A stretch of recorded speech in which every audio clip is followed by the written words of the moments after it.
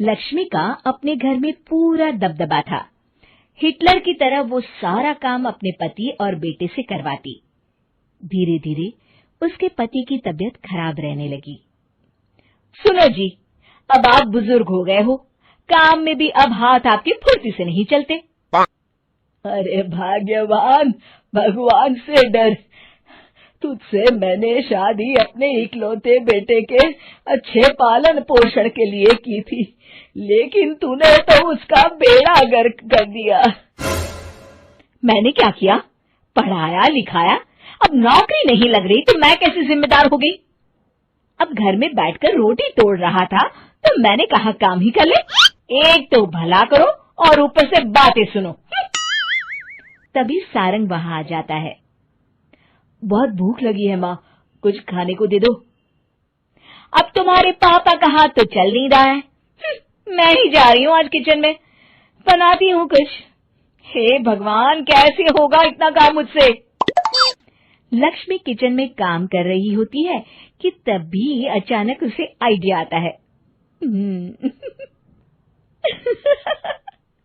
अरे मैं भी ना, अरे यहाँ तो फ्री की नौकरानी ला सकती हूँ मैं, फिर मैं क्यों खाना बना रही हूँ? उस दिन लक्ष्मी सारंग की पसंद का खाना बनाती है और बैठकर उसे बड़े ही प्यार से खिलाती है। खा ले बेटा, खा ले, पेट भर के खा ले। अरे रुक, मैं तेरे लिए ना गर्मा गर्म रोटियां लाती हूँ। सारंग और उसके पिता एक दूसरे की ओर बड़े ही हैरानी से देखते हैं। बेटा सारंग, जरूर दाल में कुछ काला है, वरना ये औरत तो हमें बासी खाना भी सुकून से ना खाने दे। सुनील की बात लक्ष्मी सुन लेती है और जोर जोर से चिल्लाने लगती है। अरे हाँ, भलाई का तो जमाना ही नहीं रहा। एक तो आग में खुद को जलाकर तुम लोगों के लिए खाना बना रही हूँ और ऊपर से तुम्हें दाल काली लग रही है। अरे माँ, पिताजी का ये मतलब नहीं था, तुम बुरा मत मानो। अरे हाँ बेटा, तू कहता है तो मान लेती हूँ। लक्ष्मी सारंग के पास बड़े ही प्यार से बैठ जाती है और फिर कहती है, बेटा मैंने ना तेरी शादी करने की सोच ली है। अब तेरे पिताजी के हाथ भी नहीं चलते तो सोच रही हूँ तेरे लिए बीवी ले आऊं। अब पता नहीं ना मैं भी कब मर जाऊं। अब ऐसे भाग्य भी कहाँ है हमारे।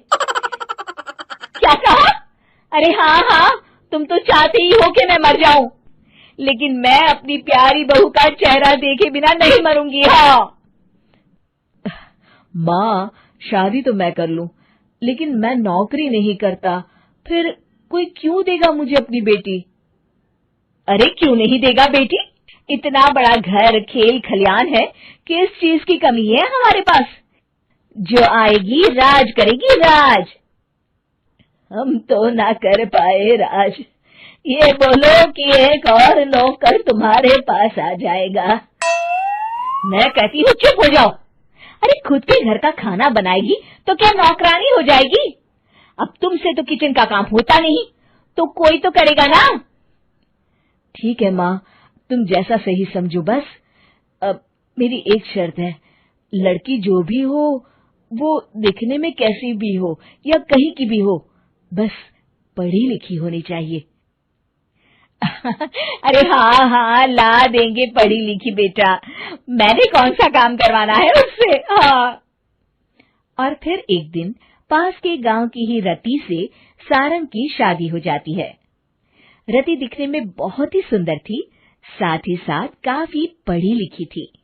रति को लक्ष्मी के सौतेले होने की बात पता नहीं थी। शुरू में जब रति ने सारंग को घर का काम करते देखा तो हैरान रह गई। अरे ये तो अच्छी बात है कि आप घर का काम करते हैं, लेकिन मैं तो घर में ही हूं ना, आप क्यों कर रहे हैं जी? जाइए, आप नौकरी के लिए अप्लाई कीजिए ना। तभी लक्ष्मी वहां आ जाती है। अरे रति बहू, करने दे उसे काम। और हाँ, मेरे घर के कुछ नियम है, कायदे हैं, यहाँ बीच में ना ही बोलो तो तुम्हारे लिए अच्छा होगा।